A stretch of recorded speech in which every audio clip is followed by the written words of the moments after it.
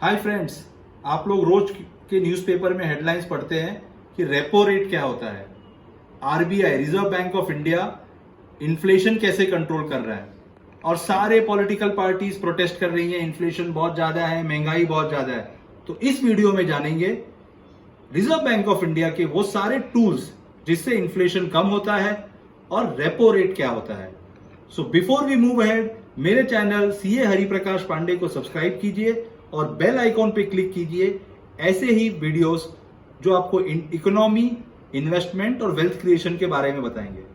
तो आइए चलिए, रेपो रेट। अब रेपो रेट क्या होता है? रिजर्व बैंक ऑफ इंडिया का जो एक सबसे इंपॉर्टेंट रोल होता है वो ये है कि कंट्री में इन्फ्लेशन को कंट्रोल में रखे, महंगाई को कंट्रोल में रखे। अब उसके पास एक बहुत ही पॉपुलर टूल है, वो है इंटरेस्ट रेट। अब आप बोलेंगे इंटरेस्ट रेट और महंगाई का क्या संबंध है? सिंपल है, अगर इंटरेस्ट रेट कम होता है तो लोग जाके घर ज्यादा खरीदते हैं, व्हाइट गुड्स ज्यादा खरीदते हैं, क्योंकि उन्हें पैसे सस्ते दामों पे मिल रहा है और उसके होने से डिमांड बढ़ती है, डिमांड बढ़ने से महंगाई बढ़ती है। अब इसको कंट्रोल में करने के लिए वो एक्सेस लिक्विडिटी या जो एक्सेस पैसा मार्केट में है वो रिजर्व बैंक वापस लेना चाहता है। अब वो कैसे लेता है? जो पैसे बैंक्स रिजर्व बैंक से उधार पे लेते हैं तो रिजर्व बैंक उन्हें एक इंटरेस्ट रेट पे देता है, उस इंटरेस्ट रेट को कहते हैं रेपो रेट। तो जब बैंक को ये लगता है या रिजर्व बैंक को ये लगता है कि बैंक्स के पास बहुत ज्यादा लिक्विडिटी है और पैसे बहुत सस्ते दाम पे कस्टमर को दिए जा रहे हैं by way of a personal loan, home loan या व्हाइट गुड्स के लोन के लिए, वो इंटरेस्ट रेट बढ़ा देता है और उस इंटरेस्ट रेट को जो बढ़ाता है उसे कहते हैं रेपो रेट।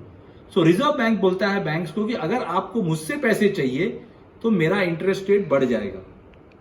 तो इससे क्या होता है, जो बैंक्स पैसे बोरो कर रहे हैं उनकी कॉस्ट बढ़ जाती है। जब उनकी कॉस्ट बढ़ जाती है तो वो कस्टमर को जब आगे पैसे देते हैं by way of a home loan, personal loan, education loan या बिजनेस लोन, उसकी कॉस्ट वो बढ़ा देते हैं। This is called repo. इससे होता क्या है, जब इंटरेस्ट रेट बढ़ जाएगा लोगों को ये लगने लगेगा कि उनकी ईएमआई बढ़ चुकी है, उनके लोन का टेन्योर बढ़ चुका है, सो वो रियल एस्टेट खरीदना कम कर देंगे, पर्सनल लोन्स लेना कम कर देंगे क्योंकि ईएमआई बढ़ने लगती है।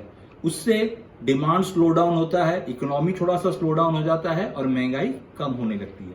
This is a traditional tools जो ग्लोबली सारे central banks world wide use करते हैं। सो ये इंडिया में नहीं है, ये बैंक ऑफ इंग्लैंड भी यही यूज कर रहा है, बैंक ऑफ जापान भी यही यूज कर रहा है। इस वक्त पूरे वर्ल्ड में इन्फ्लेशन का इशू है because of war, because of rice in crude prices, और सारे ही सेंट्रल बैंक इंटरेस्ट रेट को बढ़ा रहे हैं। अब आपको क्या करना चाहिए? आपके लिए बहुत ही सिंपल है।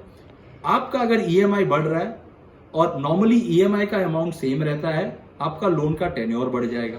अब आपको यह करना है, अगर आपके पास कोई सरप्लस पैसा है तो आप अपने लोन को थोड़ा सा पे ऑफ कर दीजिए। फ्रेंड्स, ये बहुत ही इंपॉर्टेंट है कि इंटरेस्ट रेट इंडिया में और भी बढ़ेगा। नॉर्मली हमने देखा है इन पास्ट, इन्फ्लेशन को कंट्रोल करने के लिए, महंगाई को कंट्रोल करने के लिए आरबीआई को 5 से 6 बार इंटरेस्ट रेट बढ़ाना पड़ता है। सो इसके लिए अगर आपके पास एक्सेस पैसा है, लोन को कट डाउन कर दीजिए। दूसरा इंपॉर्टेंट, नॉर्मली मैं लोगों को कहता हूं कि आप फिक्स डिपॉजिट में पैसे मत डालिए क्योंकि फिक्स डिपॉजिट इन्फ्लेशन को भी कंट्रोल नहीं कर सकता है, उसकी रेट ऑफ इंटरेस्ट बहुत कम होती है।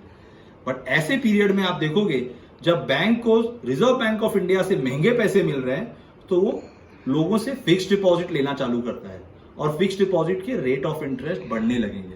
सो अगर आपको लगता है कि थोड़े पैसे फिक्स डिपॉजिट में भी डालें तो वो गलत नहीं है, क्योंकि इंटरेस्ट रेट फिक्स डिपॉजिट के बढ़ेंगे। तो इस तरीके से इस वीडियो में मैंने बहुत ही सिंपल ढंग से आपको एक्सप्लेन किया है कि किस तरीके से reserve bank of India inflation को कम करने के लिए एक टूल यूज करता है जिसे कहते हैं रेपो रेट। और रेपो रेट क्या होता है उसे मैंने आपको बता दिया है। So I hope you like this video. Again subscribe to my channel CA Hariprakash Pandey. Until next time, bye.